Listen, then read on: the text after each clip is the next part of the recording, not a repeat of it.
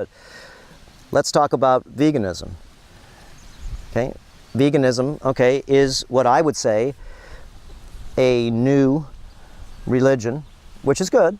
Remember, you're learning how to maybe lessen the amount of cruelty, because you're not doing it because it's good for you.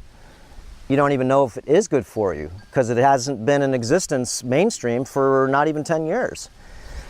So we're all experimenting, and it's a good experiment, guys. Your spiritual mind doesn't want to have anything to do with doing any type of harm to anything. And that's not the case, of course. You know, there's hundreds of thousands of things that are killed every year just in a crop, okay, of lettuce, in a crop of broccoli, crop of coffee. Trillions of things, from birds to snakes to the cornfields that get rototilled, okay, to all the pesticides, insecticides, and herbicides and fungicides that are sprayed on the dirt, creating a nightmare for the bacteria to grow. Remember, it's perceptions. Why do you do what you do? Is because you don't really know the depth that is behind a lot of things. Remember, we live in a world of energy exchange. What you do with that energy is another story. This is all I'm saying. So if you're vegetarian, let's say you're moving because you think it's better for you. And maybe it's time to take a break from all of the blood drinking of whatever, okay? Maybe it's time to take a break from all that fast food.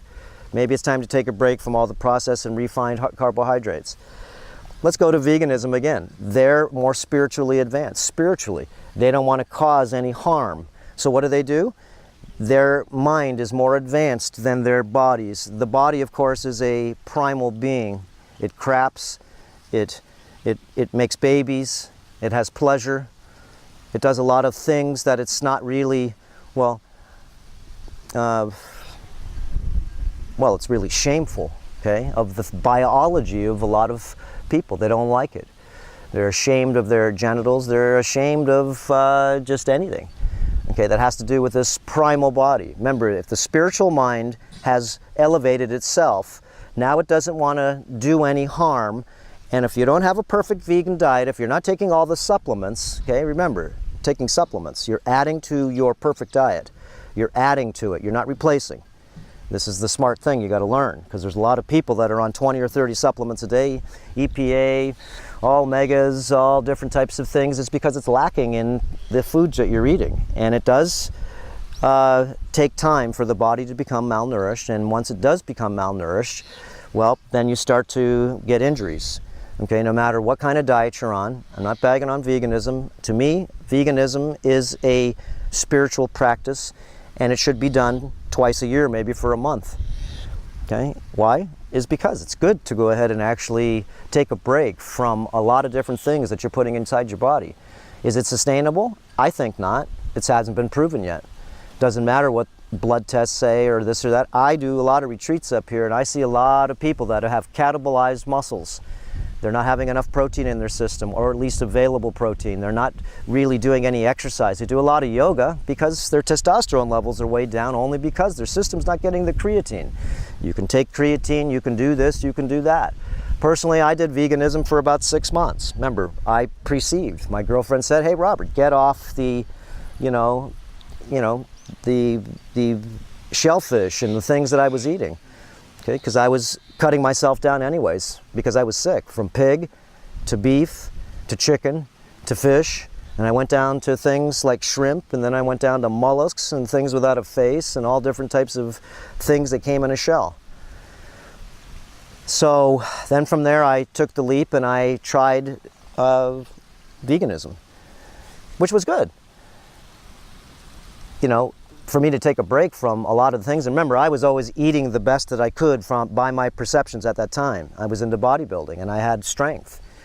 And all I can tell you is that my perception at that time is because I was sick a little bit, because I got, well, heavy metal poisoning, all different types of things that were wrong with me.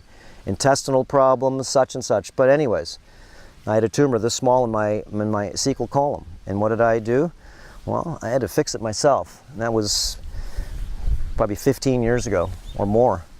But anyways, from there, I lost my strength. I lost 50% of my strength basically in the gym. my strength.